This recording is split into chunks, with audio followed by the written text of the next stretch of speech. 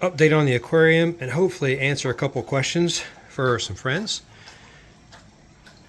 I just recently got a bunch of these angelfish right here, so the glare is pretty tough. These are autumn angels, so very young, and there's 13 of them in there now. They should get pretty big. We're going to see how well they do in this tank. These are captive bred fish that came from some other area, acclimated to hard water, I'm told. We're going to see. I'm very excited to see how that works out.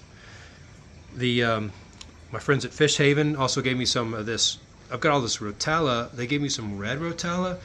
I divided it up into a couple of different tanks and a couple of different locations, and we're just that way I can see how it does in all these different locations. I know red plants require a lot brighter light than the green plants, but we'll see. Okay, then the other thing is, so I have a continuous water flow on here.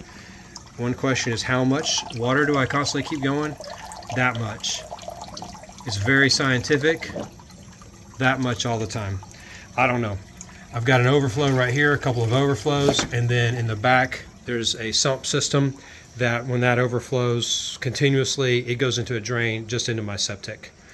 No problem. Got the background up. I still have to put in a lot of branches, some mosses.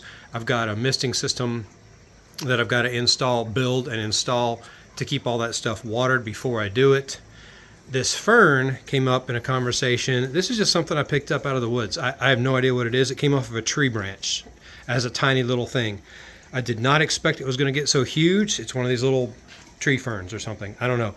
And it's just sitting on top of a stump. You can kind of see how there's a stump coming out of the water right there. That is very hard to see because of partially the glare, but also there's a greenish hue in this water. I've been fighting this green water algae for, I don't know, a year maybe. There is two 55-watt UVC sterilizers in series, plus a large pond filter, plus I don't know, 5 or 6 gallons of bio balls and a sump and a bunch of other things. I've decreased the light to the point where the plants slowed down growing a ton. I'm worried I'm going to damage the plants, so I turned the lighting back up on it. I'm thinking this is a large bio load from the first time I had this tank going, and I had a leak on it, and I had all these plants growing in there like crazy. And so I had to take the whole thing down. I put the plants in. I set up a temporary swimming pool on my deck from Walmart, right? And I had all these plants in there to survive, including the substrate on the bottom.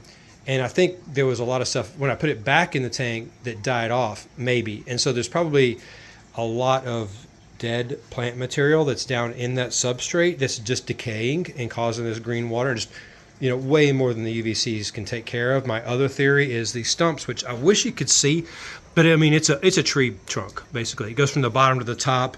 So, I mean, it's 4 feet tall, it's 3 feet across or whatever. It was a monster to get in there. And that could just be decaying. Also, there's a couple of other pretty good sized stumps. They don't look really big on camera, but I mean, the one on the right with those other plants, I mean, that's the size of my leg in there. It's just, the scale's a little bit hard to tell. Also, I'm trying to do this in the daytime when there's glare coming in from all of the windows. That's all I can really think to say about it right now. So, update complete.